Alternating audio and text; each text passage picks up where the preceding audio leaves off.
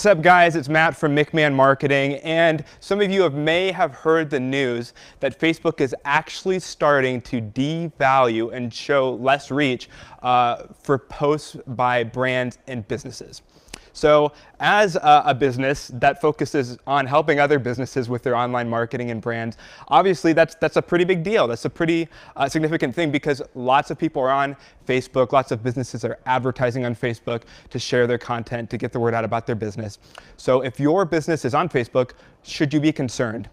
And my answer is no, you shouldn't be concerned, you shouldn't freak out, but you should rethink some of your strategy, and you should be focused more on your customers, on live video, and rethink how am I using ads strategically to make sure people still see my message on Facebook and elsewhere.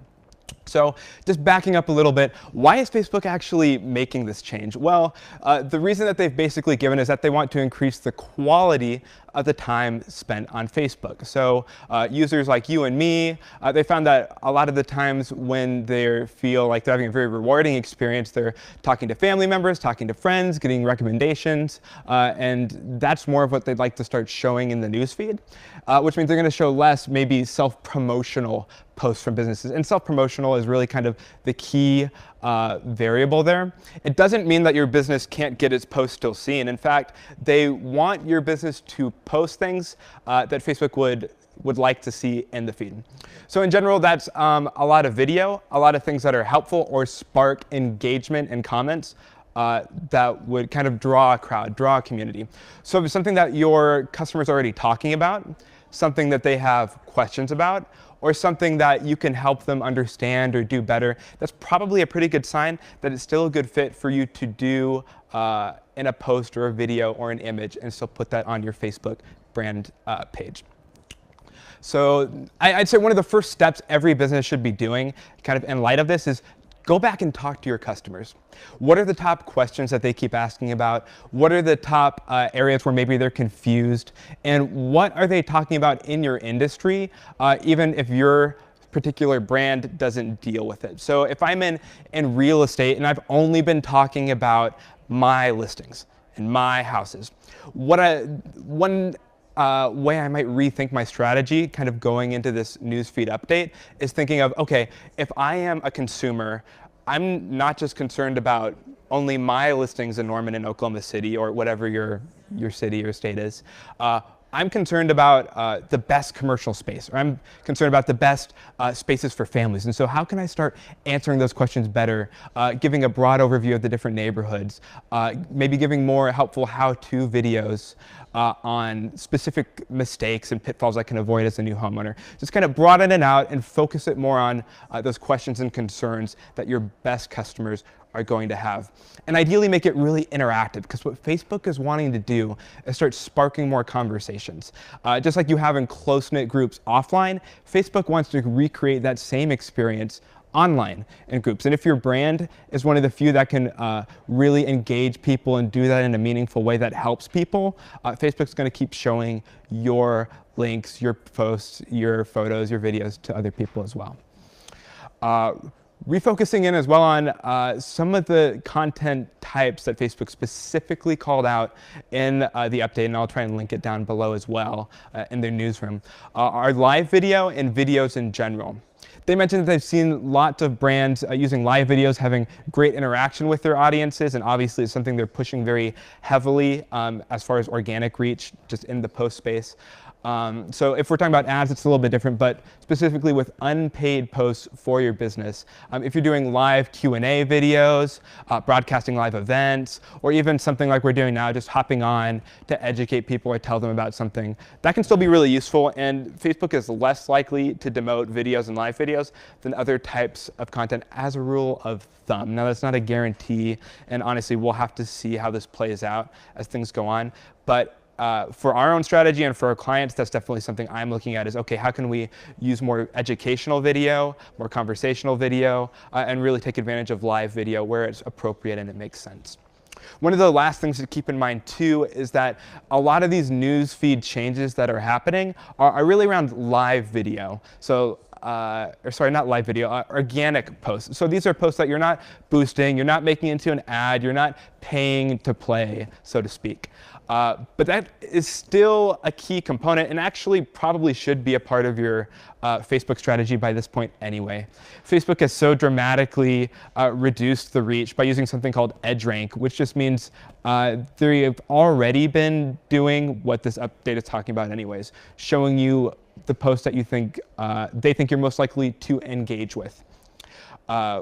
By liking, showing a reaction, commenting, sharing. They've already been doing that, honestly. And so in general, posts from brands over the past 5+ years have just gone drastically down to where if you had 100 followers and you expected to see 100 people seeing that post without boosting it, that just doesn't happen anymore.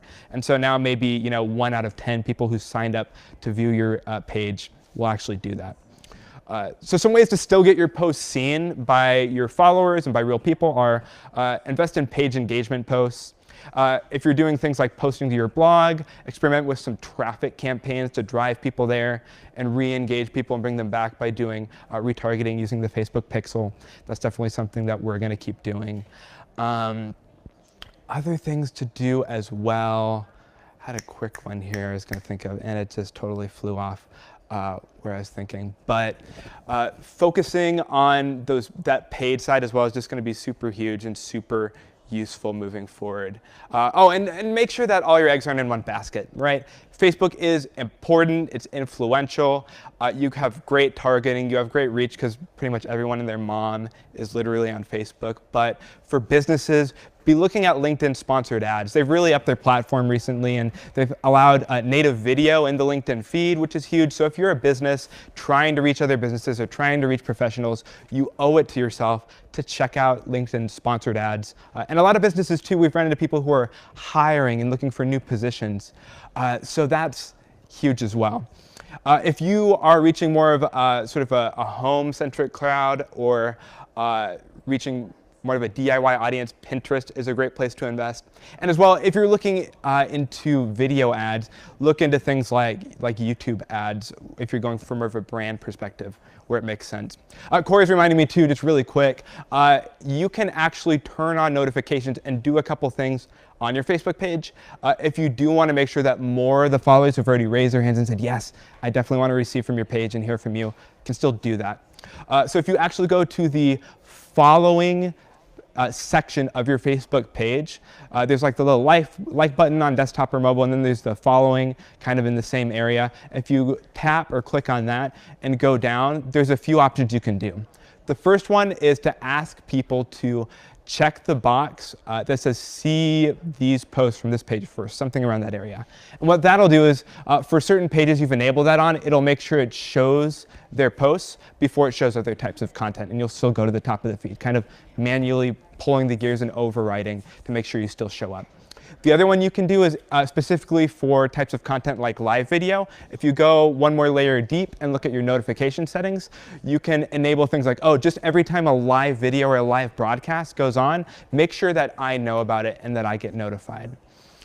There's a comment about Ad Manager and how it's different. Talk a little bit about Facebook Ad Manager and its capabilities.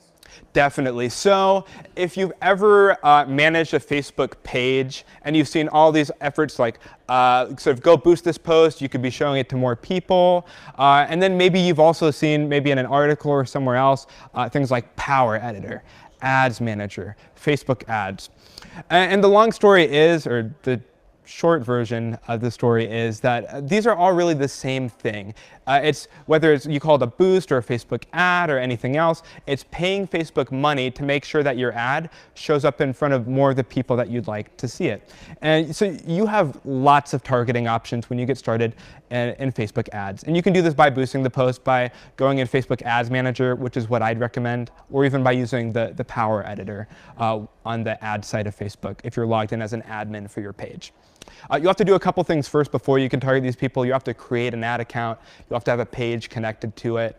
And you have to connect like a credit card or some form of payment. But once you do that, you'll be able to create different types of audiences based on things like demographics, so where are they living, how much money do they make, and even things like interests and behavior. So am I interested in business and marketing pages? And can you target just people in the Oklahoma City area who are city area who like those types of pages.